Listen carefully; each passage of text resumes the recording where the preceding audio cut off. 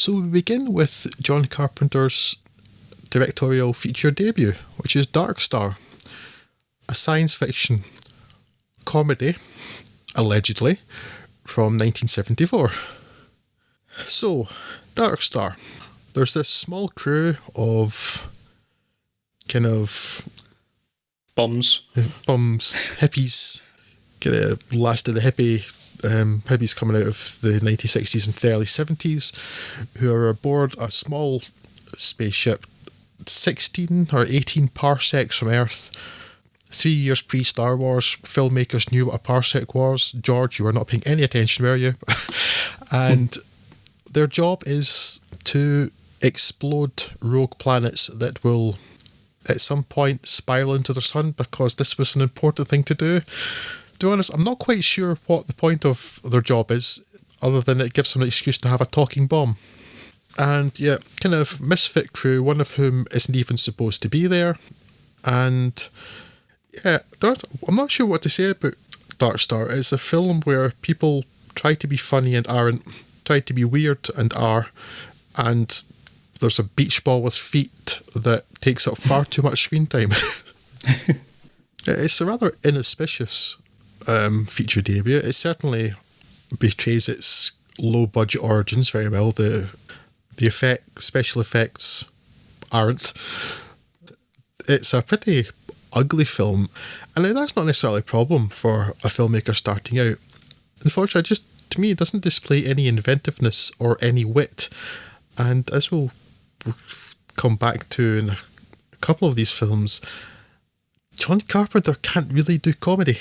Yeah, I don't mind this film as much as you do, but I don't particularly like it all that much either. I still think it does look a little bit better than the $60,000 budget would have you believe, but yeah, certainly not rivaling Lucasfilm in the effects states. That whole pet alien being, escaping and running through the ship thing, which goes on forever. At least the co-writer Dan O'Bannon did basically rewrite that into Alien, so it has something of a nerd historian sci-fi thing going for it. But I think other than that, it's probably not a great deal worth going back to. I think it has some charm. It's got enough kind of gentle jabs at the whole kind of Star Trek 2001 thing that if you're a genre fan, you may get some joy out of it, but it's by no means essential viewing. O'Bannon was lamenting that he was forced to basically expand this to, nearly 80 minutes, I guess, from a half-hour premise that it was at the start. And I think it is very much a decent half-hour concept stretched badly to 80 minutes, and it just shows that as being a little bit. It does kind of show at the seams a bit. Yeah, hard to properly recommend, I think. This was a film I'd seen before, but a long, long time ago, and my memory of it was that it was not very good, and my other memory was that at some point it got cross-referenced somewhere in the back of my head, or parts of it, with Spaceballs. Now, to be honest, that's not doing a disservice to either film, because they're both awful.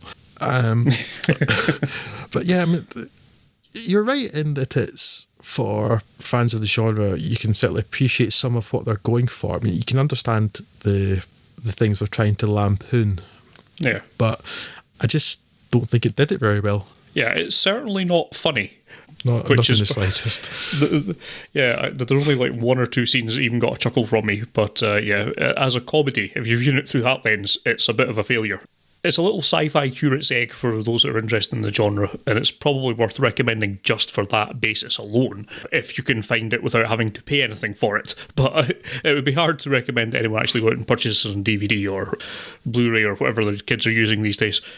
VHS, Betamax, I don't know, one of them. The low budget nature, I suppose, is the one good thing, because at least as far as John Carpenter is concerned, this is a low budget, incredibly dull and boring film, as opposed to Silent Running, which was a really lovely looking, very expensive, really dull and boring film. So I suppose it was every bit as dull as Silent Running was, but it cost them less money to make it, so that's good economics, maybe. This is the one point it's got in its favour. But yes, it's maybe for Carpenter completists, but it's not a good film. And to be honest, I don't even really see any real promise in this film. I wouldn't have looked at this and seen John Carpenter's later work going, I can see what he's going to go on to do. No, other than someone who can wrangle special effects, I know they're not particularly expensive or well done here, but at least he can work that into a story just about, which I think is some of the films in this list will be, I think, a reason why he was hired for some of them was like, he seems to be a director that's competent with putting special effects in a story and not having it completely overwhelm the other. That's perhaps the only thing you could take from it as sort of the evolution of his craft. Absolutely, especially when you consider that the next film he did was Assault on Precinct 13.